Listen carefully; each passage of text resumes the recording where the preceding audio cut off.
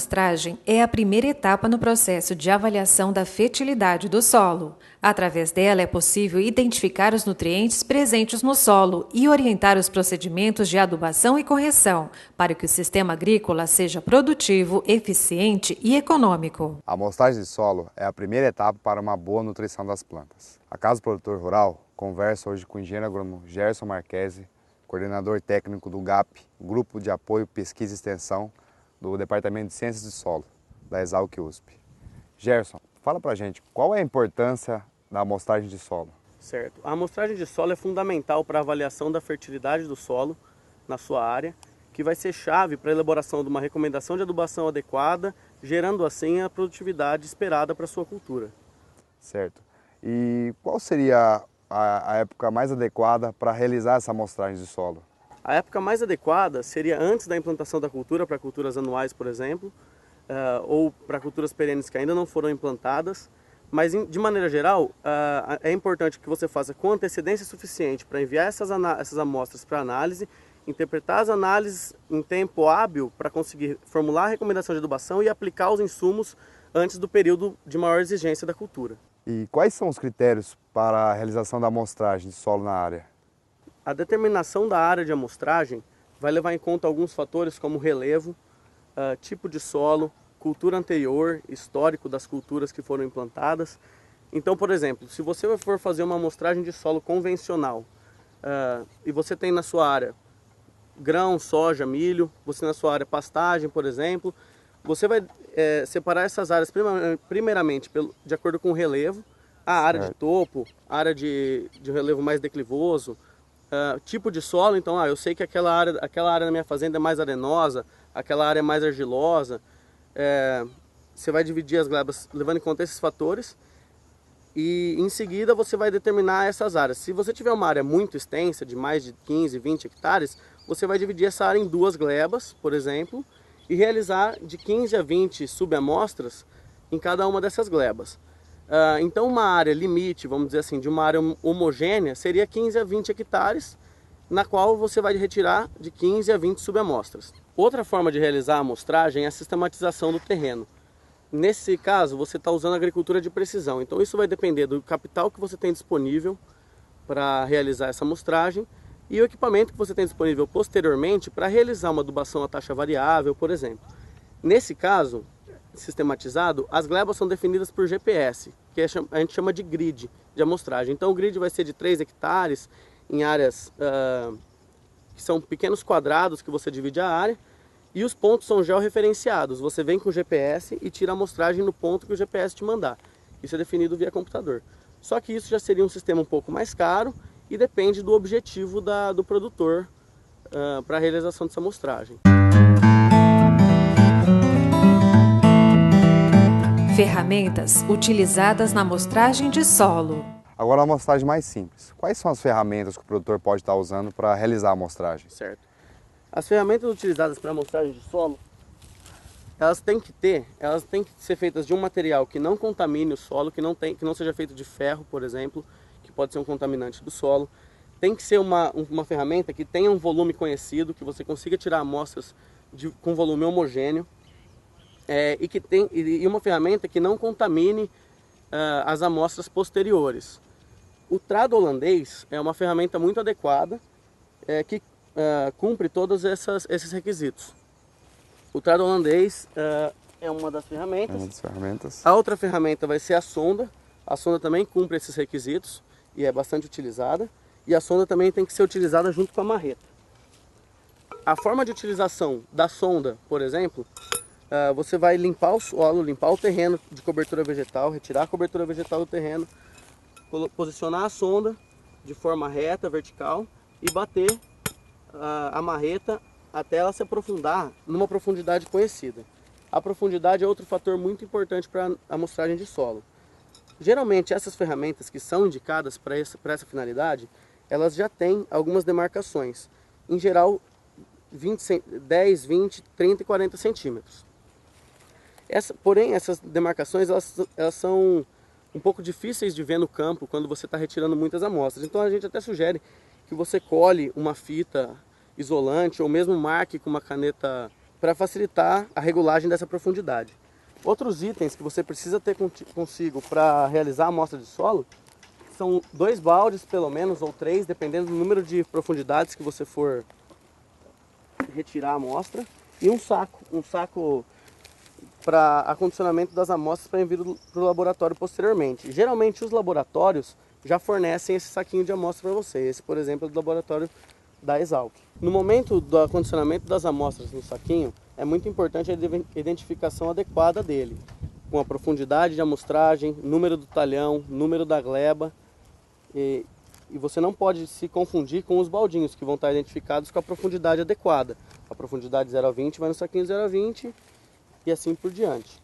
Existem outros equipamentos que podem ser empregados para realizar a amostragem? Em áreas mais extensas e em ocasiões de amostragem de solo sistematizada, no quais são feitas os grids de amostragem e que você precisa retirar muitas amostras, também utiliza-se muitas vezes o quadriciclo com o trado hidráulico. Geralmente utiliza-se um trado de rosca sobre o quadriciclo e as amostras são coletadas com muito mais rapidez. Só que é um sistema caro, que necessita mais investimento, só que é mais eficiente. Também tem um problema nesse trado de rosca, que é a contaminação de amostra. Esses equipamentos apresentados, o trado holandês e a sonda, não tem tanta contaminação. Já o trado de rosca, ele tem mais contaminação da amostra. Por que existe a contaminação nesse tipo de equipamento? No momento da perfuração, por funcionar como uma broca, quando você retira a segunda camada, por exemplo, se esse equipamento se mover um pouco no solo, ele vai acabar coletando também um pouco de solo da camada superior, o que vai contaminar e misturar de certa forma as duas camadas, não tendo uma amostra tão bem feita como com esses equipamentos apresentados. Porém, ele é muito mais eficiente quando você tem muito volume de amostras para serem realizadas. Limpeza dos equipamentos. Como é feita a limpeza dos equipamentos de amostragem? A limpeza dos equipamentos que você está utilizando também é muito importante. Muitas vezes a gente tem na fazenda baldes com os quais a gente carrega dejetos animais ou fertilizantes.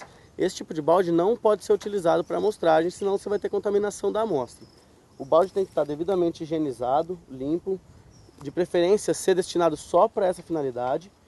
E as ferramentas da mesma forma, você tem que limpar elas de uma gleba para outra, de um furo para o outro, e ter elas sempre higienizadas para não ter contaminação de solo de um talhão para o outro. Os equipamentos podem ser higienizados com água corrente e eventualmente, dependendo, até sabão, desde que sejam enxaguados de forma adequada também, não restando resíduo desses produtos no balde. Amostragem de solo. Como é feita a amostragem de solo? Eu vou demonstrar como é feita a coleta de solo com o trado holandês. Primeiramente, o solo deve ser exposto, retirando-se todo o material vegetal de cima dele. Em seguida, você posiciona o trado, pressiona levemente e gira no sentido horário. Esse trado que eu estou utilizando tem 10 centímetros, a boca dele tem 10 centímetros de profundidade. Então, para a minha amostra das camadas que eu quero de 0 a 20 centímetros, de 20 a 40 centímetros, eu vou ter que tirar duas coletas para cada camada. Nesse caso aqui, então, eu tenho 10 centímetros. Eu vou colocar no meu balde que representa a camada de 0 a 20 centímetros. Primeiro eu preciso fazer a limpeza ao redor dele com uma faca ou um canivete, para ter essa amostra de volume conhecido, de volume homogêneo, como foi comentado anteriormente. Nesse caso eu vou usar o meu balde de cor vinho como o representante da minha camada de 0 a 20 centímetros. Coloco a amostra aqui e volto para coletar a próxima camada. Essa camada que eu estou coletando agora é de 10 a 20 centímetros, que vai para o mesmo balde, que eu quero que represente de 0 a 20 centímetros. A limpeza é feita da mesma forma. E geralmente os trados já vêm com identificação para as camadas. Geralmente eles vêm identificados, mas esse, por exemplo, que é de uso no dia a dia do nosso grupo, vocês podem ver que tem essa identificação com fita para facilitar a identificação no campo. Muitas vezes o sol está batendo, ou quando ele está já dentro do furo você não consegue ver direito, então facilita a identificação. Completei o meu 0 a 20, agora eu vou tirar a amostra de 20 a 30 centímetros, que já vai entrar no meu próximo balde, que vai ser a camada de 20 a 40 centímetros.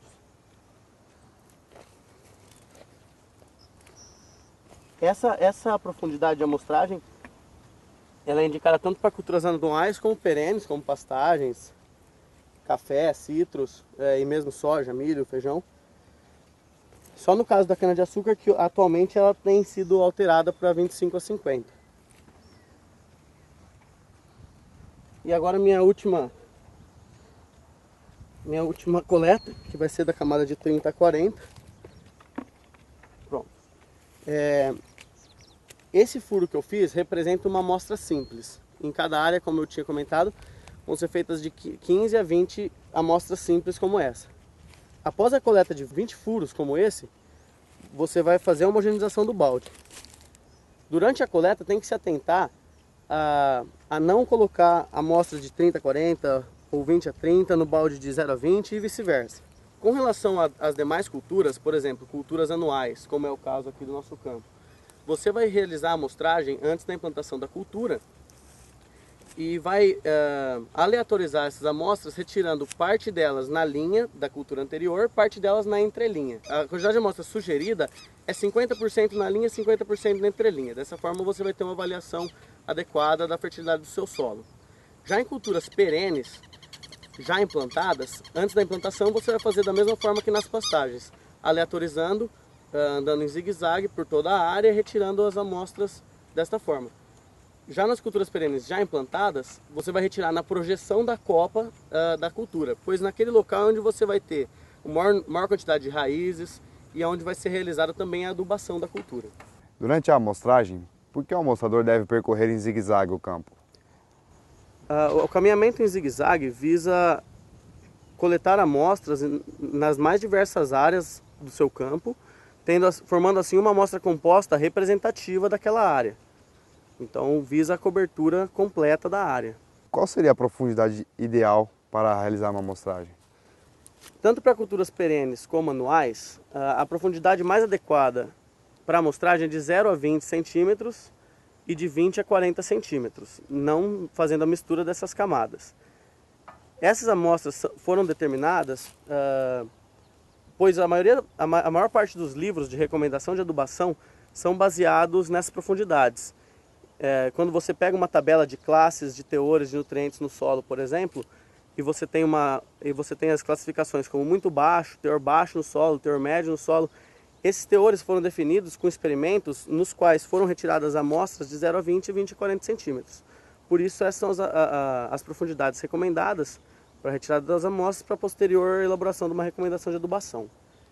No caso da cana-de-açúcar, por exemplo, hoje em dia já tem sido feita uma amostragem de 0 a 25 e 25 a 50 centímetros, pois as raízes exploram bastante o solo.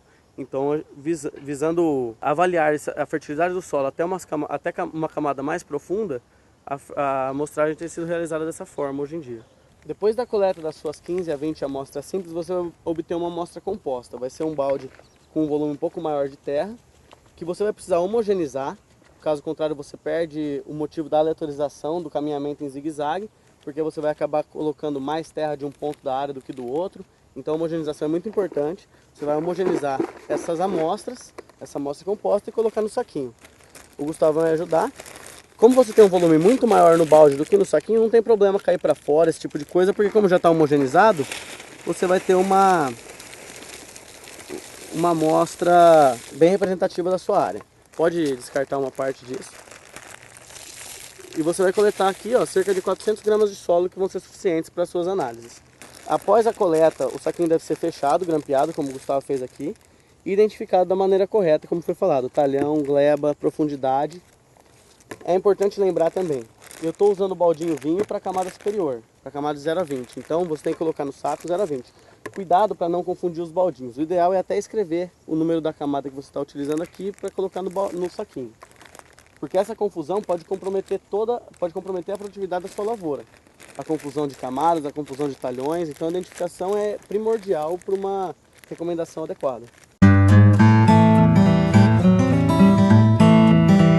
Análise de fertilidade. Quais são as análises mais solicitadas pelos produtores? Nós recomendamos que antes de realizar a análise, seja consultado um responsável técnico, um agrônomo. Pode ser, por exemplo, aqui dentro da Exalc, a Casa do Produtor Rural, o GAP, para que seja avaliado o caso do produtor, a cultura, a área, a situação, para a gente determinar a análise mais adequada para aquele modelo. Por exemplo, se você tem uma pastagem, ou uma lavoura de eucalipto ou uma lavoura de soja, eventualmente as análises podem ser distintas. As análises mais comuns vão ser análises de rotina, no qual serão analisados pH, fósforo, cálcio, magnésio, capacidade de troca de cátions, potássio, V%, que é a saturação por bases. Essa é uma análise de rotina, que a maioria dos laboratórios já trata ela como análise de rotina. E tem uns adicionais que você pode analisar dependendo da situação, que a gente recomenda que sejam analisados todos os fatores, na verdade, que vão ser micronutrientes, enxofre, muito importante na camada mais profunda, nesse caso de 20 a 40, alumínio, sódio em alguns casos, mas a gente recomenda realmente que antes de ser enviado para análise seja consultado um responsável técnico. No caso do nosso laboratório da Exalc, o laboratório também oferece um serviço de recomendação por um valor simbólico. As recomendações são elaboradas caso a caso, não são recomendações prontas.